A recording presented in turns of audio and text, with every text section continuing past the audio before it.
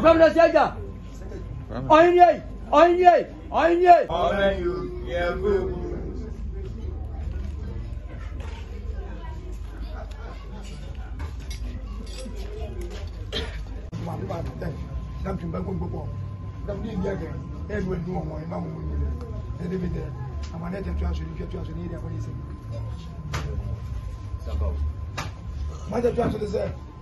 Then when getting in here, then take a shit.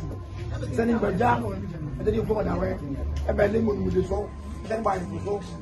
This is a guy now square. Setting a can pair, was in a book. Job, I remember you on my way here. I jump with the what if you have a thing to say? Then I'm going to show. I'm going to die from a fish about. Then whatever. Listen,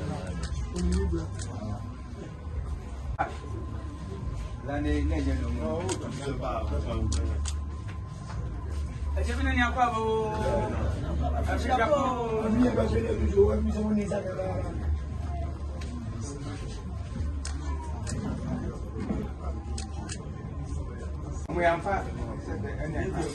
Well, I feel you are never so. If you are too far, move your fear. We're seeing that something sensual. Then, yet, you took my nap for more Thompson for the family. Do tell you, more as I have, Linda so never never better. More day I watch your fat, and so I didn't. Do tell you, they laugh at it.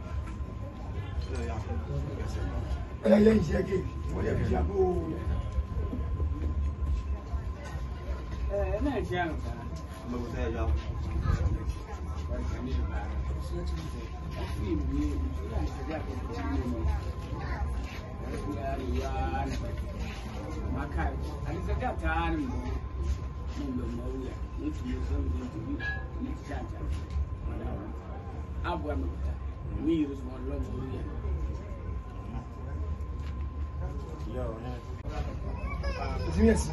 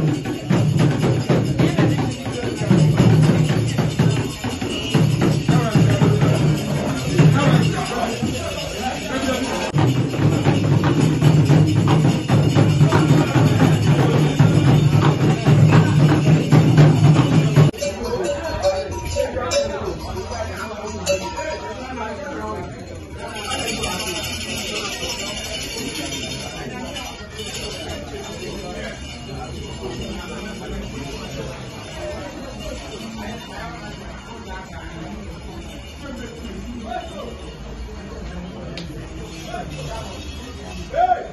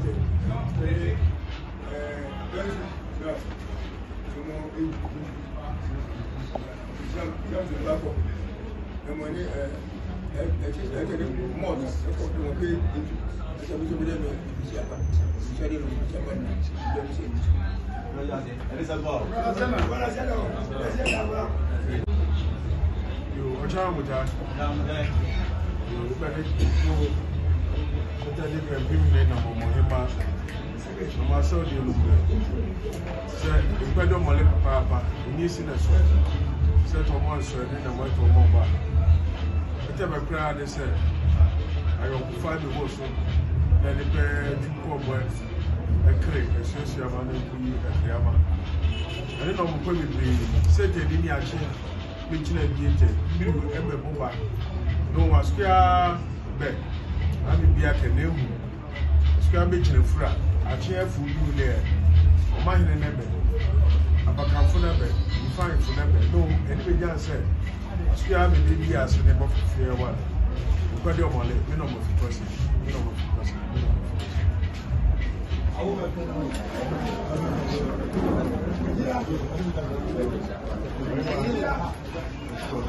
was in.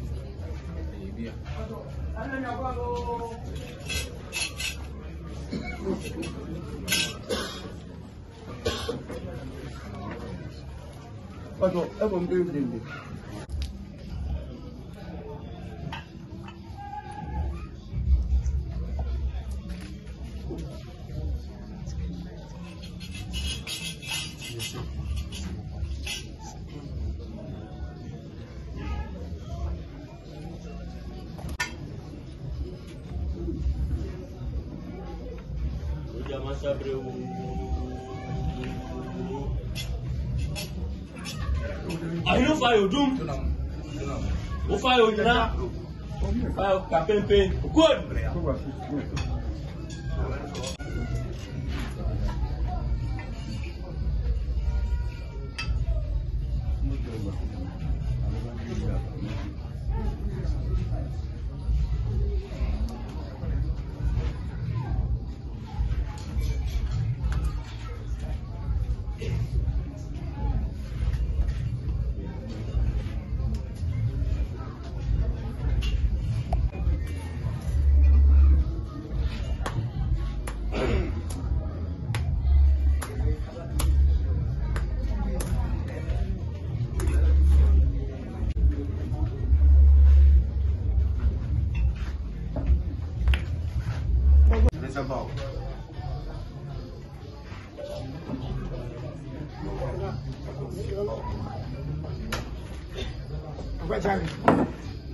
What kind of tool? I tell you the money. I don't know what I want. I'm bad about the shop to go and go what the money be getting money. If it's a money, I put more if you're sure.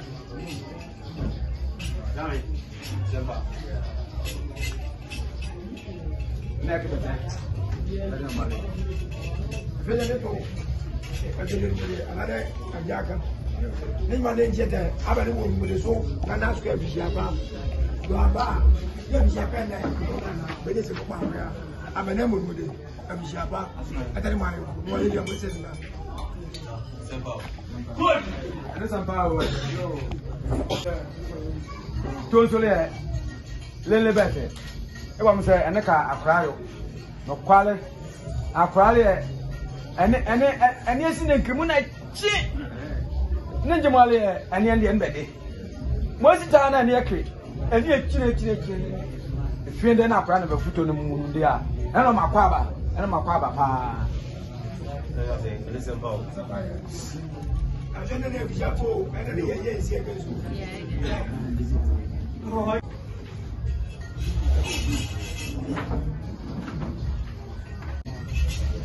amonka akra na chi nese nenjimo akra na befuto nese akra na beria adwadi num de enne de akra la yire bi asi amame amode wa won fufura pa be bi se me da ne tofe angobongo wo no adwadi nim de enne e bate etata kamo pe enne nni edete ndu akra be nu eta be ho gba amane eta se gimansi atokua adwadi num di na nni edete efe o mo bate envelope na ale akura fufura ndene buke yire bi abeketengo o mo bate envelope so de mo adwadi mu de ya sa kura ne wa mo yire bi a ne hosi makwa ete bobo de mo fufura embi so makwa so da abenya ngokwe no mo ala ni adwadi mu de kama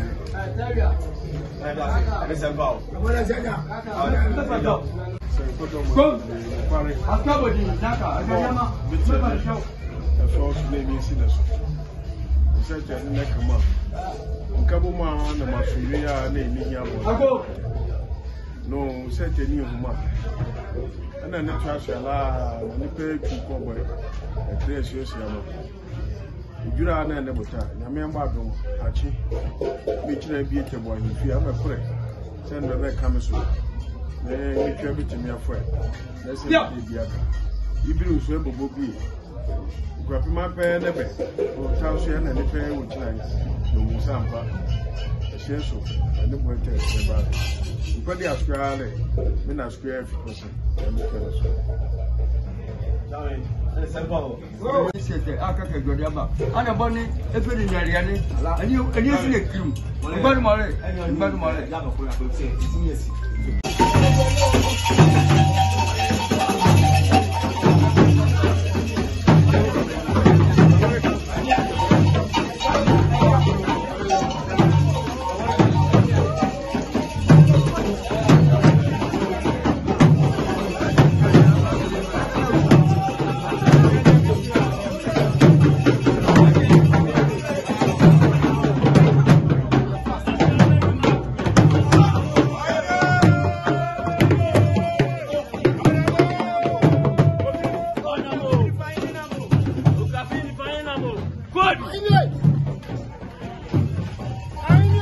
Agent to am friend by any bro.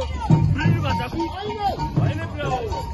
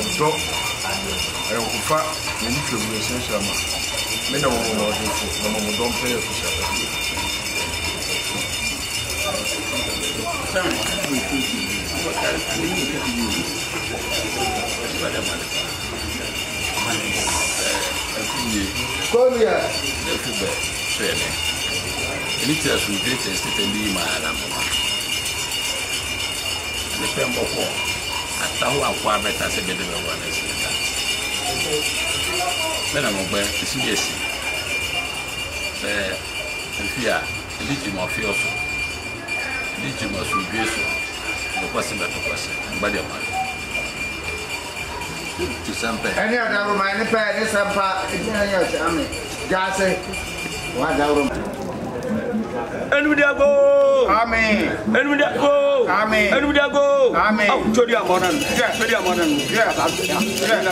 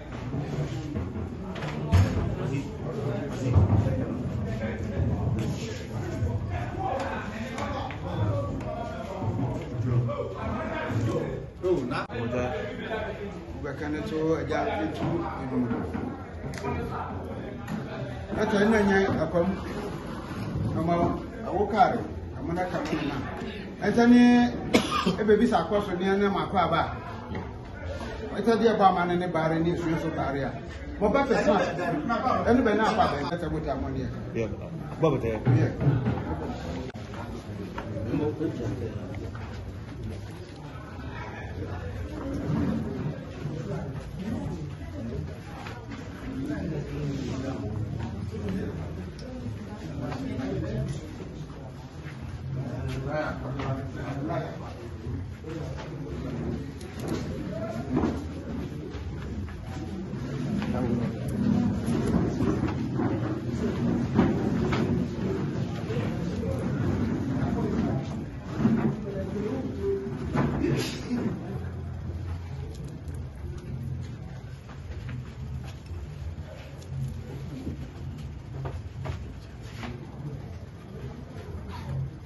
Bisa ja na munu di akwaso a mo battery snap tumpan ade dan ja nanse if ya mane akomuta eni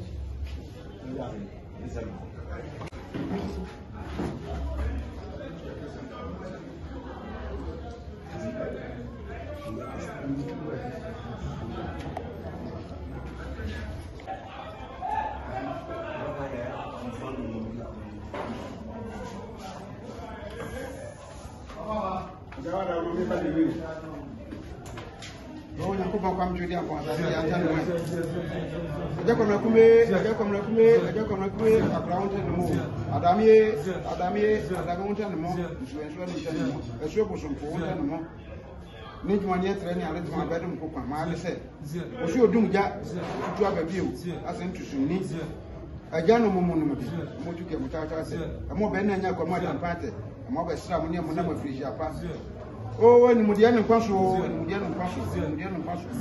afimodi afikwasen wonene asede se ina nya abedo ni modumude do sisa kokwan ya mori abekre kwase ni amna bomoyo atiko visa enu monchine ya bedwa ha woni ya bekubia makwatare alaba so san ma de obunsam sa de achi sa de enye sa de yirebi na ri adamie mon ye samna ho se san ban se mon entiala ni sa be boria o na ri nsu etanyi twa ni wihia mon ye samna mo na ni mon nu ndu akwara eni mo ameguru ni aka mo anu ese o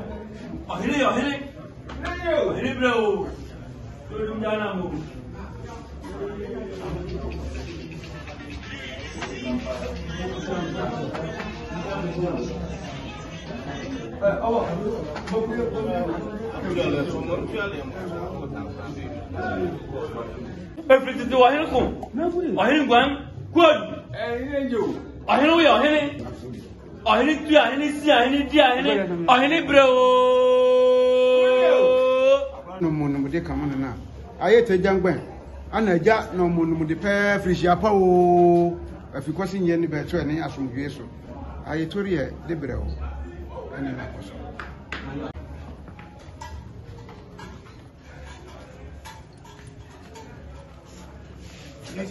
Over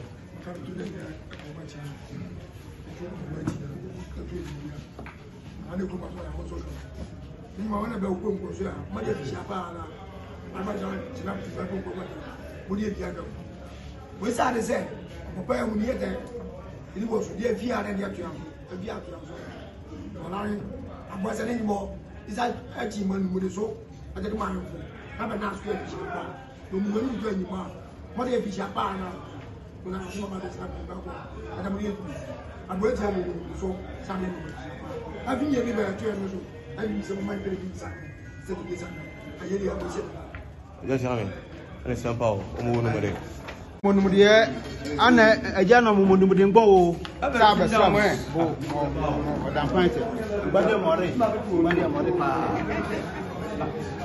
ambuta o be ni to na nya jase ni to aja no monumude se ampa ata na nya na ka mo na se onyame na bo ani afi ne we afi na beto ene asomdwe so kokwa bebe ne se ne gimo eja na be na omunum de ni ana beto modabante ni ana besra more a ayeto so ye kokwa bete mo star no ne yekese eja bebe ni abesra ni ampa na otori ye kokwa bete afi ya ne boso se onyame abo ane a afi kwase a ni wura tokwa a won ye twungba na so no nyankopon na wana bere ya tori ye kokwa bete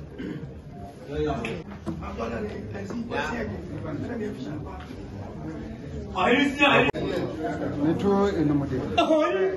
Ata na nya kwam na mo awoka na mo nomode na kan kan. Ayesa nijimo ampa sa jana be. Nya na be sam mo dan pante. Nya na be tu mo nomode a. Abe de ka ja na mo nomode ara. Iyu atiame fo ba ta neto na nya jase. Sa jana ba ese jangban na nya kwam akete mo bate ete di ebroni ntemfuri bia adaka ko mo whiskey ete tafo mbensre ja abetungo ho huna mo ne fe bu tungo amekwasete na ba nso tupa ko ngoko ifei ete di ekre ama ne bare ete ni ntwa kre fe na ma mo snap tumpan kaso na pe nsia mo wine tumpan ko ngoko na ba nso kaso efei na nye jase akuru ya bembe na ba ho kama abrechi akwan wa abrechi tumpan ko ngoko iyo na nye jase bate ma dawro ma etu eja tumpan ko ngoko efei atata so de element bi ete na he so fefe o mo ba mo eja ne ba bedu ma ko bekenye be anokware mbrante no nka se wo eja ko akene nya akwamu no mo na ka mu na aye iyu atame ko abata ni mbrante no nka se na mba mu keke grupe abiri ya mo ma no ite ni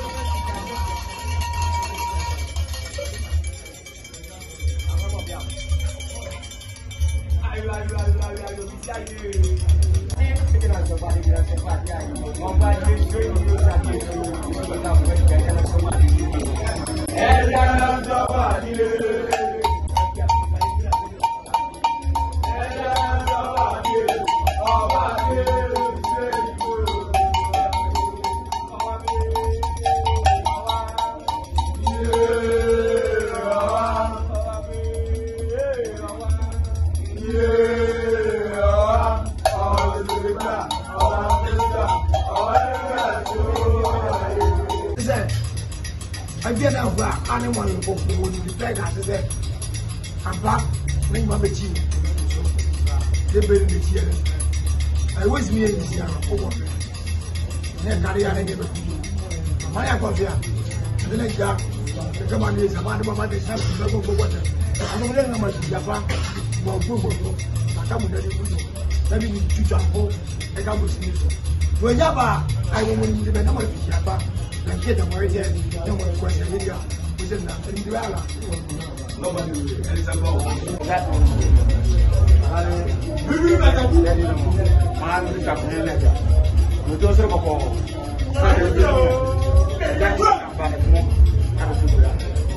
The person is a regiment of monk. I got the chasing. This is the way. Assassin.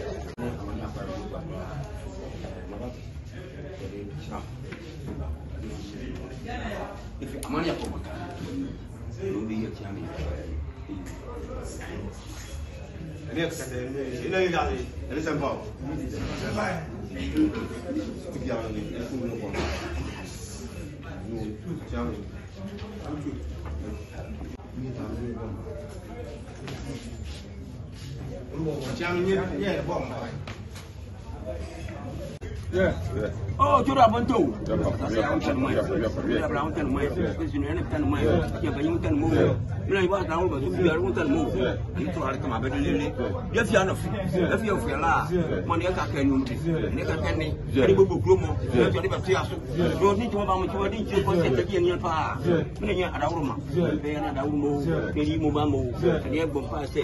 Il y a un peu d'abord pour le Malien. Il y a un copain. Moi, ça me semble bien. Il y a un faux. Il y a un peu d'appareil. Il y a un Université, c'est un copain. Non, voilà, dis à maman, à ma mie, soit. Tu peux ça. Non, il n'est pas mal intelligent. Il y a une bonne idée. Il y a un cadeau pour une petite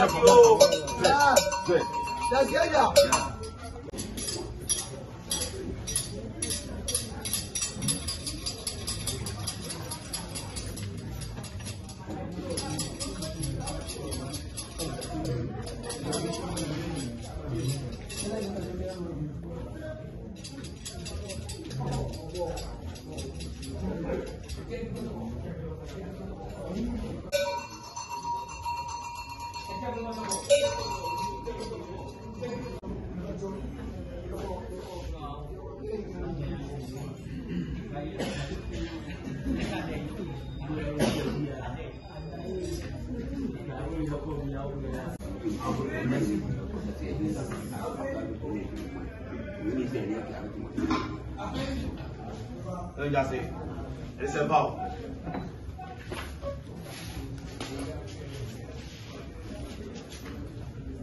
Ya jawi. Ko jamu ndiba.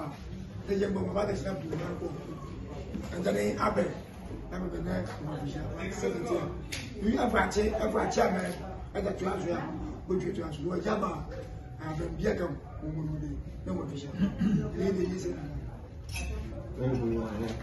Il est bon pas, c'est que tu es un peu de livre là, tu ne peux pas le faire. Il est un peu de livre. Il y a un moment où il y a des gens qui sont en train de faire. Il y a pas de faire. Il y a un peu de faire. Il y a un peu de faire. Il y a un peu de faire. Il y a un peu de faire. Il y a un peu de faire.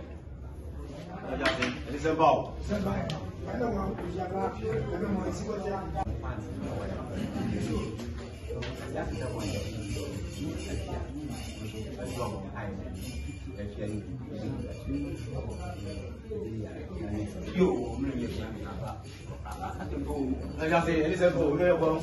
Ele é bom. Vai dar certo.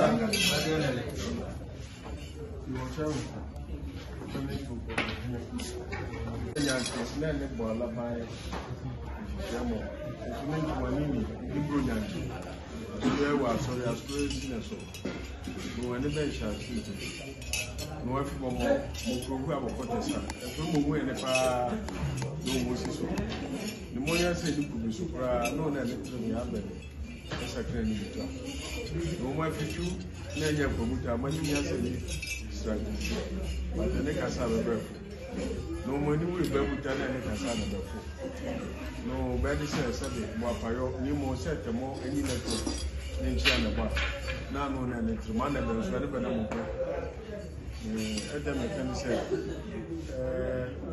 when I'm of you gossip, no one day, no more prove Nayeli. And care what you are going to show here. Momba Betchelly, and so Momba, and the secretary will be Alana in yet.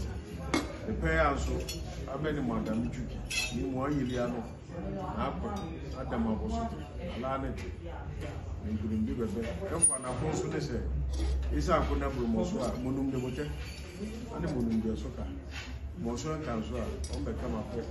Set everybody was a pen and a letter, then your prayer. No pay for crossing, Yamishro. I tell you, actually, Nichina, and becoming to go in here.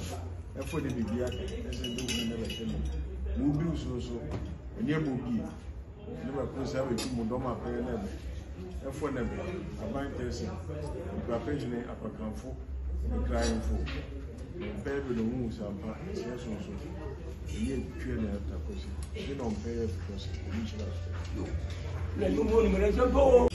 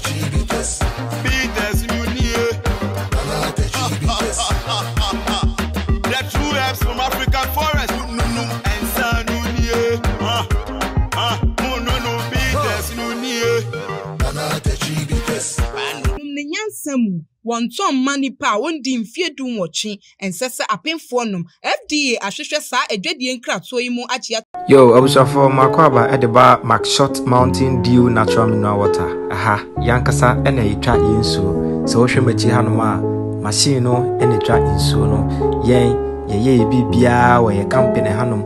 Oh, him fa say we are part we are engagement a year wedding program be a we piano bra Macshot Mountain Dew Natural Mineral Water na yebe several kama him fa na wo order fa numbers na wo screen na sin na free Macshot Mountain Dew Natural Mineral Water ha na yebe ma nso a emu da ho nso a emu kroje. Yo, Abusafo Makwaba, a back of Abiado food drink, and the customers in several more legit. That's why I'm a chief Hanuma.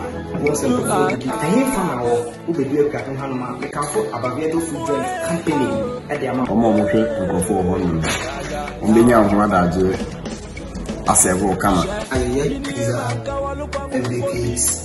Fried rice, jollof rice. Yeah, say, yes, fancy, yeah, cake, yeah, burger, bread, rice, and stew. I hear from our we can put our food drink company at the amount of one way road, so we do a body disaster, one way we do a Shesha Abaviado Food Company Limited. Ewo Ukugwa Ekwapim New Road Niso. Obetumi afre ewa ahomatrofo yeso 0552 424227 ana 059130647 Take order BRB Emma engagement o program bi awoye bia Abaviado Food Company Limited yaba amawame.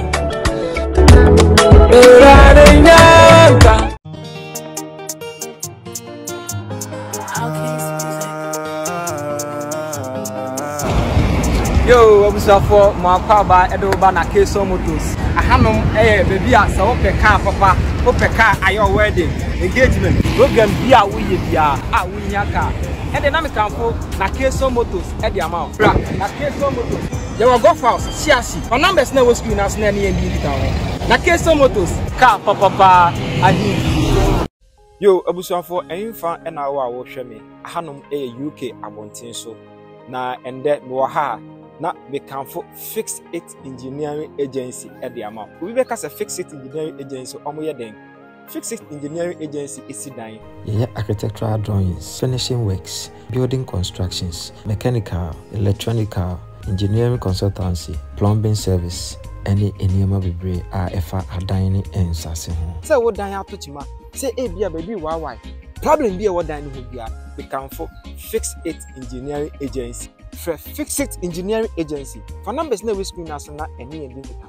And Fix It Engineering and Constructions ending kita ho e wan number 2 for yeso 0240506489 anase obetimi a WhatsApp here afa your UK number yeso +44790405202. Fix It Engineering and Constructions and we will fix it for you. Equiapim TV be also. Hein.